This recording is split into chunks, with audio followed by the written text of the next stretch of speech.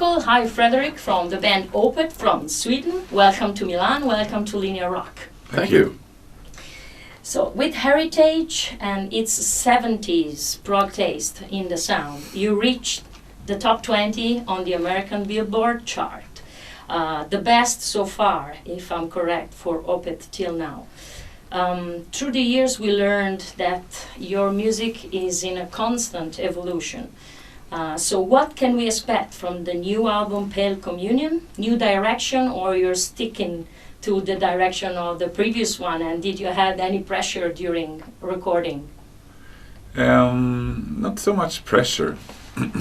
We had everything, the songs and everything was finished in time, so to speak. We booked the studio, which is good for us. We need to have a specific date where we're supposed to be done, or we're just going to be lazing on the couch, if you know what I mean. So everything was done, and we had demoed all the songs. We hadn't rehearsed anything. Apart from Martin and Martin. Yeah, drummer and bass player. They had been rehearsing a little bit, but we just recorded our record and hoped for the best. And so it was quick. I mean, no pressure. I meant for the success of the previous one. Well, no pressure. Regardless what it's about, it doesn't. I don't feel pressure. I want the fans, and I want people to like it. Of course, everybody in the band wants us. We want them to give the new record a listen and hopefully like it. But you can't really please. I mean, you can't really try and please fans. Our kind of success kind of stems from us doing music that we want to hear. And we've been fortunate enough to have people around the world who agrees with us, if you know what I mean. Okay, so maybe the pressure starts now because you don't know if the people is gonna like the record or not. But I mean, you feel satisfied completely. Very That's, happy, I guess that's the first filter we need to pass. But if we like it, it's a good start. Maybe we should experiment and do a shitty record. Excuse me for swearing, and see if that's popular. Yeah. Well, you're not able to do that. Flattery. Okay, so Pale Communion is Opeth's 11th studio album. Mm-hmm. Did you imagine a so strong and long career since the very beginning? Or, I mean, you're living day by day? Yeah, I'm not sure. Like, sometimes I have to do the maths and add up all the years that we've been together, or that this band has been, how long this band has existed and stuff like that. And I was like, it's 24 years, and that feels that's a long time. And it doesn't feel like that long. Maybe 10 years or something like that. Okay. So I just continued, like we just, I think being in a band and trying to build up a career for yourself, if you will, it takes a lot of perseverance and conviction.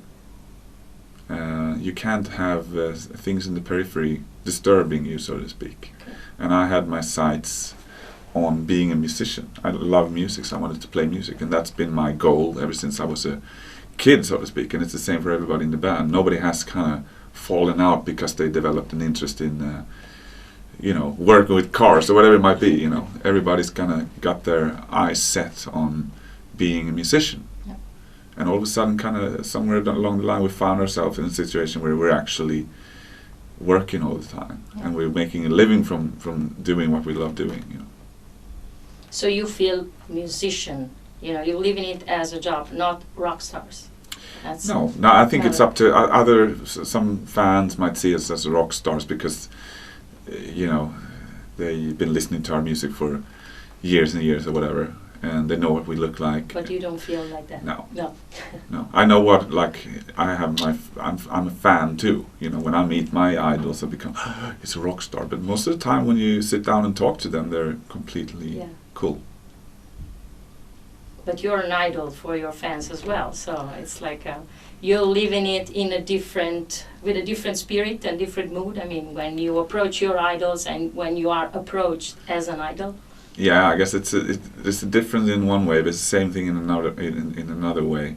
I would never call myself a rock star or anything. It's other people who throw that term at you. I mean, we're just guys who likes to play music, you know. And I like to think that we have, there's a kind of modesty about us, which also comes back from, you know, us being Swedish, because you're not supposed to be like, I'm so good and all that kind of stuff. You know, we just, you know, 5 guys who loves to play music. To the meaning of the title Pale Communion, musically and also literally reflects what the band is up to now? More so kind of connecting all the lyrical content under one banner, so to speak. Okay. It's not a concept album or anything like that, and the lyrics are quite personal, something that's drawn from my private kind of life. And it felt like Pale Communion is one of those, it kind of tied it all together for me. Besides, I like the way it sounds. It's important. It sounds cheesy and everything, that you want it to sound cool and stuff like that, but it's really important. You know, you want to have like a title that sticks to your head, you know, and looks good in print too. Yes. You know, it's important. And what do you mean when you say that you felt more melodic during the composition and recording of this new album? I'm not sure if I said I felt more melodic, but I definitely wanted to. I wrote one song. There's a song on the album called Faith in Others, which is the last song on the record. That was the first one I wrote, and it's a very melodic ballad type song. And I always loved melodies, and everybody in the band loves melodies, and we've always been a melodic band, but I think we took it one step further this time around, especially focusing on the vocal melodies, stuff like that. So it kind of ended up being quite a melodic record in comparison to Heritage and the previous ones too. So you said that the lyrics are very personal this time for you, Michael, especially. So what is the song Goblin in particular about? Well, that has no lyrics, luckily. Okay. It's an instrumental track. All right. But that is actually that is a tribute to the band Goblin. Okay. Know, which I'm. So you're talking about, I mean, not talking, but the concept is about Opeth. So the Goblin is Opeth, or what is it? No, it's just a tribute. Just a tribute. But just because we're such big fans, everybody in the band loves the band Goblin. Okay. And so I had this little thing that like this riff or whatever you call it, that like this sounds a bit like Goblin. Okay. You know, so and it was kind of fun thing in the beginning, but ended up developing it into a song, and just start off. We were jamming on this Goblin song at soundchecks. Okay. Yeah. Which was fun. You recorded at Rockfield Studios, which were used in the 70s by Queen, Black Sabbath, and Rush, among others. Are these classic bands one of the reasons behind the choice of that studio, or you go more deep? It definitely helped. I mean, to just walk in there and have this atmosphere. Okay. But it was a suggestion from our manager, Andy. Right. And we liked the idea of that we were able to live there and eat there to make the recording more efficient. Okay. And did you feel the spirit, I mean, of, you know, Freddie 70s and 80s through those walls, or, I mean, is that a magic place, or? The grand piano that Freddie Mercury used on Bohemian Rhapsody, it's still there. Okay. So that was cool. Yeah, that's cool. I mean, it has a lot of history, of course, and many of our favorite records have been recorded there. But at the end of the day, I think the actual studio that we were in just looked like a studio to me, you know. Okay. Had a desk, it had stuff, you know. But it was a good studio, and we had a good engineer, and the surroundings, I think, is what made it kind of magic, so to speak, because it's right in the middle of nowhere in Wales. Mm-hmm. So it's just hills and sheep and cows and stuff, you know. So you can concentrate on what you're doing. Yeah. It was like living on a farm for a while. It was, yeah. But there was a pub. There was 20 minutes walk. Yeah. We did walk down into the small town a couple of times to drink beer. Okay. Yeah. That helps. It does. Concerning the production of the record, which is never a detail for Opeth, you, Michael, are in charge of it this time as well, as it already happened before. Your work with Jens Bogren, back with Watershed, was a crucial point, in our opinion, of your musical evolution. And this evolution is living its peak, in a sense, these days. Why at some point you decided to do it on your own concerning the production, and why at that particular point you decided that you had to be in charge of it? Well, it's there's something that often gets mixed up. I mean, Jens first and foremost was an engineer, not producer. Okay. It's always been band produced. Oh. Every record has been produced by us first and foremost, but it gets mixed up a lot what producer means. Yeah. And Jens, even if he had suggestions every now and then, he wasn't the producer. And the same with Fredrik, who recorded some of the stuff at Fredman Studios, and Dawn, who did the first two records. Stephen Wilson is the only one that's been allowed, so to speak, brought in specifically to help with some of the arrangements, you know. But even with Stephen, it's never been like, okay, what do you think? You got veto on this, you know. You can decide for us. That's never been the case. It's always the band who has the last word, so to speak. So we tend to produce the stuff ourselves. And maybe I'm a bit more in charge of it because I write most of the music. But we look for engineers, good engineers. And Jens is a great engineer, did a great job for those two records that we did with him. And Tom Dalgety, who's the new up and coming, I hope, you know, a really great guy working with, who did Pale Communion. And did you steal any tricks from Jens as well? I mean, no, to complete, your world. No, I didn't so much get into the technical aspect. Right. I mean, Fredrik took care of the sounds for the guitars. I'm very restless and just want to get going, and he, held me back a little bit. No, we have to go through everything, find the best A/B guitar. test everything. Yeah. Okay. So that was really good. And Tom, who engineered it, just set up a good sound for us, And he had the knowledge. He had new knowledge, but old references, if you know what I mean. Okay. He Even loved, though he's about 28, 29 yeah, he's a years old. young kid basically, but he knows how to record in modern times. Yes. But his references for sound is old, I was really happy he mentioned Michael Schenker and early UFO albums Yeah. when we talked about guitar sound. Okay. So I was like, that's cool. So you just mentioned Stephen Wilson. For the mix, you had him again. Mm-hmm. How can you describe that extra oomph that working with Wilson represents for Opeth? Well, first and foremost, it's easy. There's some type of a silent understanding between him and our music. There's never any big question marks when we work together. He understands the music. I know of his abilities. It's easy for me to say something that might come across as completely nonsense or cryptic to an engineer. They don't understand what the hell I'm talking about. But when I tell Steve, he's like, "Oh, you're right. Okay, you mean like this?" Yeah. And I was like, "Yeah, that's it." And That's because he's also a musician, He or is. maybe also because he started as a fan of Opeth. I mean, Yeah. the first connection was because he listened to your yeah. music. And He liked it, contacted so- me. I was a fan of his band at the Yeah. time, but he contacted me back in the day. But he's a great musician. He writes great songs, but he's got also a bit more of a sensibility about mixing records because a lot of has to do with his.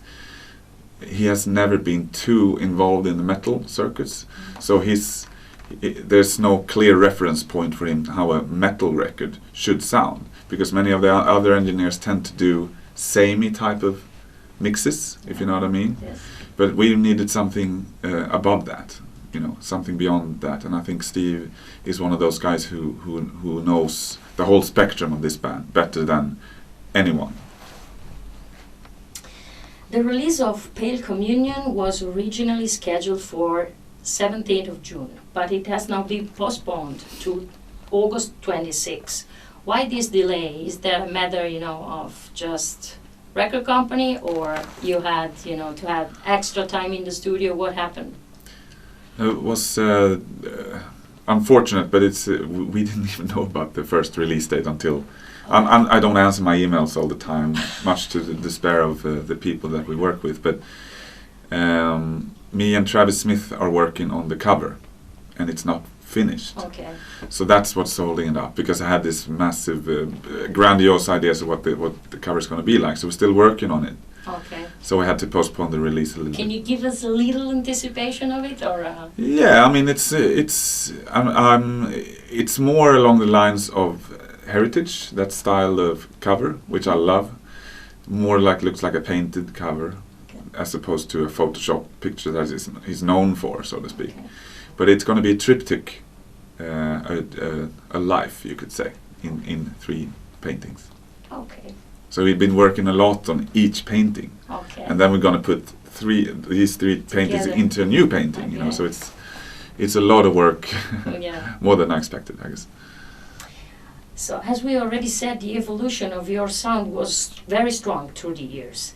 How did it also change your approach to songwriting and to the arrangement of the songs in 25 years?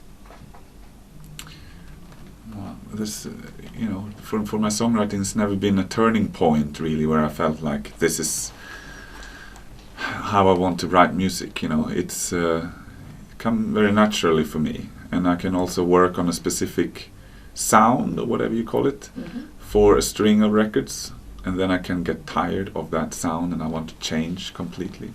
So there's records in our discography that kind of belongs together, and then there's records that stand on their own, so to speak. But I don't really know, like I haven't changed so much in terms of how I approach songwriting. I still just write stuff I like, you know. Okay. I listen to a lot of music. It's just a natural, Yeah. I mean, Yeah, I don't progression struggle. I don't and have to approach. travel to the Himalayas to kind of get inspiration and then Okay. go, you know. I just sit down and hope for the best. And I listen to music all the time, which helps. and you compose, I mean, everywhere. You can be home or whatever. Yeah. I mean, when you go on the road a lot, I think maybe you get, you know. Not so much on the road.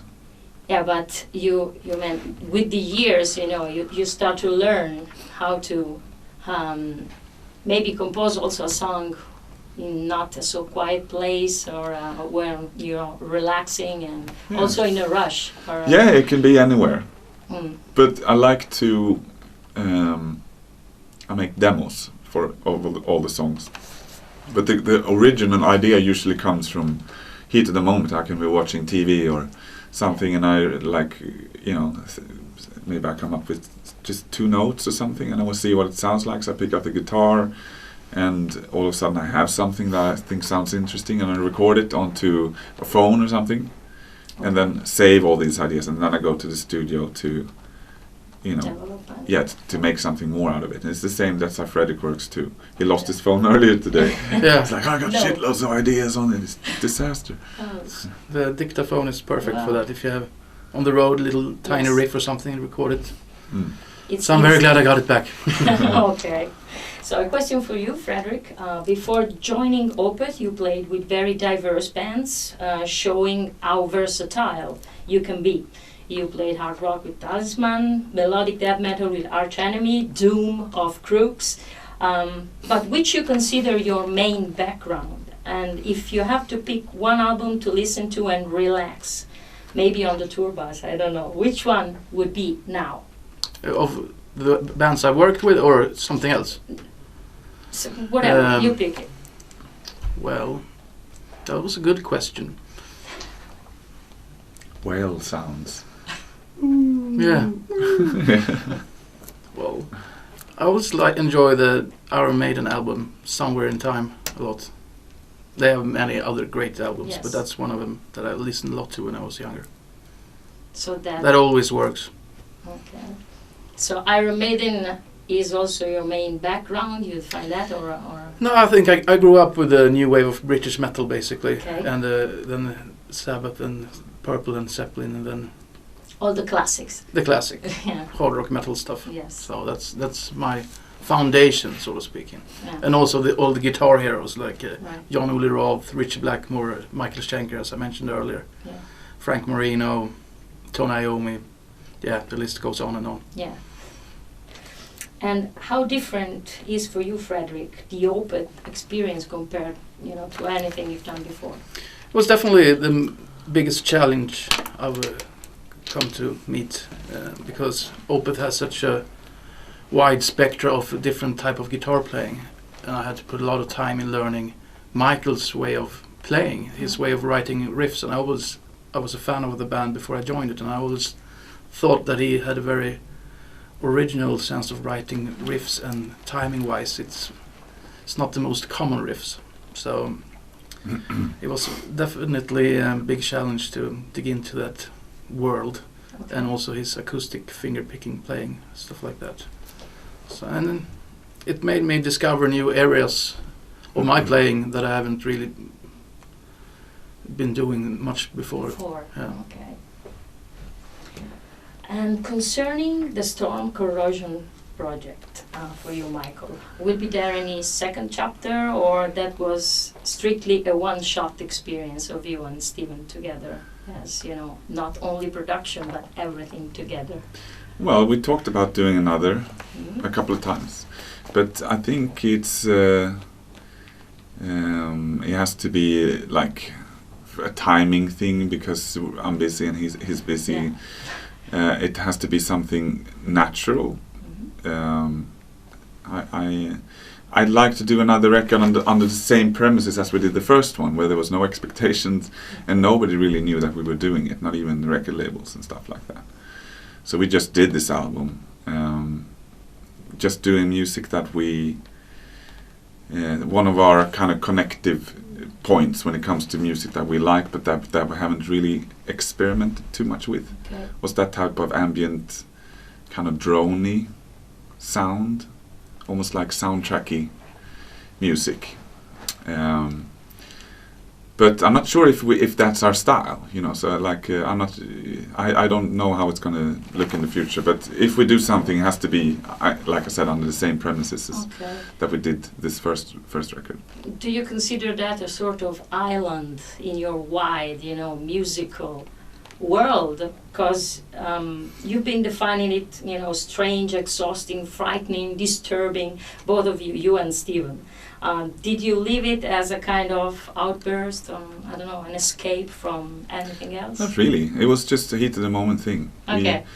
We were, I can't remember exactly how it started, but I was there visiting or something, and we were just hanging out, watching TV, and it's like, let's do a song. And we did one of the songs there, and it's like, this is pretty cool. You know, we could do another song. So that's how it started and ended. You know, it was never any pressure. Okay. It was like, yeah, you know, when you come down next, maybe we can do another track. You know, and also one of the things that was with Storm Corrosion was that everything had to be created from scratch. Okay. No rehashed old ideas, and you couldn't write on your own. Okay. We're gonna sit in the same room and write and just let the song kind of, you know, grow from nothing in real time. So if you have that rule now, I can understand why it's so complicated to Yeah. have another one, because you have to be there together and Yeah. not easy. No, everything was written on the spot apart from one little thing. That was an idea that I had, that I sent to Stephen. How about this? Do you like this? And he's like, I love it. That's okay. Let's break the rules for a little while. Yeah. And was Mike Portnoy involved at some point? Is that correct or not?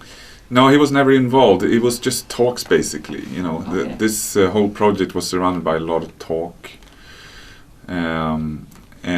The supergroup idea of Portnoy, me, and Steve doing a record together, which I guess we considered it for a little while, but then when we had this first song written, first and foremost, didn't have any drums. Oh. We had a cymbal, and it felt like, how are we going to present this to Mike? First and foremost, do we need a drummer? You know, and we came to the conclusion that maybe it would be cool to do a record that don't depend on drums, because usually that's the skeleton, that's the foundation of songs in rock music, is a drum beat. And we kind of turned it around and wrote music that didn't depend on drums. Even if it has a little bit of drums, that ended up being played by Gavin Harrison, who played with Porcupine Tree. It was still not something that I think Mike would have accepted. Okay. And you don't bring in a drummer of his caliber to ask him to play a cymbal, you know. considering the strong inspiration that prog from the 70s has in the last course of Opeth, is there any band of the Italian prog scene of those years that you like and consider an inspiration? Oh, many. Many? Many. Wow. I love many Italian.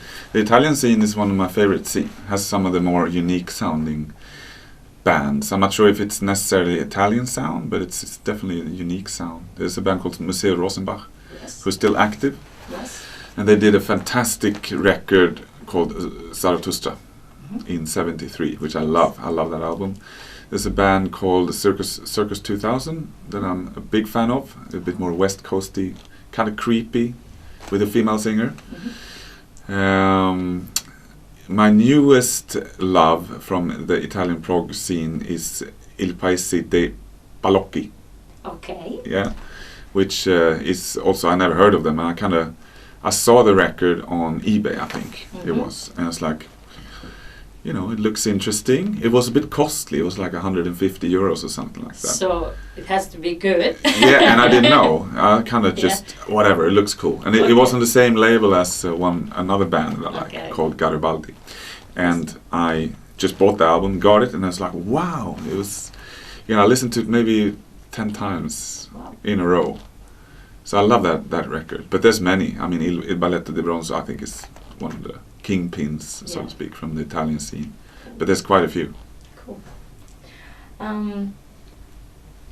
June 1st, you'll be playing at Rock in Nitro Festival in Bologna with Alter Bridge, Blackstone Cherry, the Italian band Extrema, but mainly Iron Maiden, which are headliners of the show. Michael, since The Number of the Beast has been the first metal album that you ever bought, what emotions you feel about this special event, and is this the first time you're playing on the same stage with Iron Maiden? Don't know. We have played with them before, same festival, but I'm not sure if we played like same stage. I can't remember playing with them. Yeah. No. Now, of course, it's big. I mean, it's a big, like they are, both me and Fredrik are massive fans of them. Yeah. And they are, like you talked about before with the rock stars thing, you know, they are our idols, you know. I haven't seen them live since Brave New World tour. Wow, when Dickinson got back. Yeah. So it must be more than 10 years or something. Yeah, 13 years or so. So really looking forward. I hope we get the chance to see him. Yeah, they're always great. I've seen them quite a few times. I even did an interview with Bruce at his radio show. And we did hang out with them in Wacken once. Yeah. Great. Yeah, because they're one of those guys. I didn't dare to go up to him. I did. No, they went up and sat down next to us, actually, because they are those types of guys. They are, I mean, everybody's got an ego, but they were living in a cheap hotel, just like us. And they had played a show in front of 60,000, 70,000 people in Wacken. They come back to the hotel. Some of them didn't even go up to their rooms. We were sitting in the bar having a beer, and they came straight to the bar. Okay. Steve Harris, all of a sudden Steve Harris sitting next to me. And we're like, oh my God, Steve Harris, you know. What do you say? You know, like, hey, Aces high, huh? You know? Yeah, actually, there's nothing new that maybe you can tell him, you know, because not everybody... I think we were stress drinking a little bit just to loosen up. And then we started to saying all those kind of things that they heard a billion times. But Axe was hanging out a bit with Murray. Yeah, I also talked to Dave Murray, and Rod Smallwood, the manager, was also there. Cool. And he was drunk, I remember. All of them got a bit drunk. Good lads. The only ones lads. Bruce wasn't there, and Adrian No. Smith, they walked to the room, but the other guys were there. That was cool. So it's going to be exciting also this time. I'm Of sure. course. So Grew up with them, you know. great. Yeah. And will you include any new songs in the set list prior to the release of the new album? Are you thinking about that, or is something that is not going to happen? Probably not. I don't like the idea of people filming it because, you know, if you've been to rock shows these days, it's more, before it used to be the devil's sign in the air, but now it's a telephone. Or people are watching their show through the camera of their telephone. So there's a lot of phones, meaning that a lot of people are recording videos, and that's fine and everything, but I don't want people to hear a new song on YouTube recorded on an iPhone. Okay. You know. That's good. So we you know, if I can choose, which I like to think I can, Yes. we're gonna wait until the album is out. Okay. The proper tour of the new album is going to start October. later after October. Mhm. Okay. So after summer, and that, I mean, will be a complete different set list than the shows that we're going to see at festivals. Oh yes, we're gonna have to change it up and of course play new songs. New songs and Yeah. But we're planning a North European tour in the fall. And North European? yeah, Are we? North European. cool. So you're not coming to Italy? Yeah, Yeah. we are. Okay. Northern Italy. Okay. Milano, we're coming Okay. to. Always north. That's the key word. Okay. So thanks very much, guys, for your time, and hope Thank to see you. you soon. Thank you. Cheers. Thank you.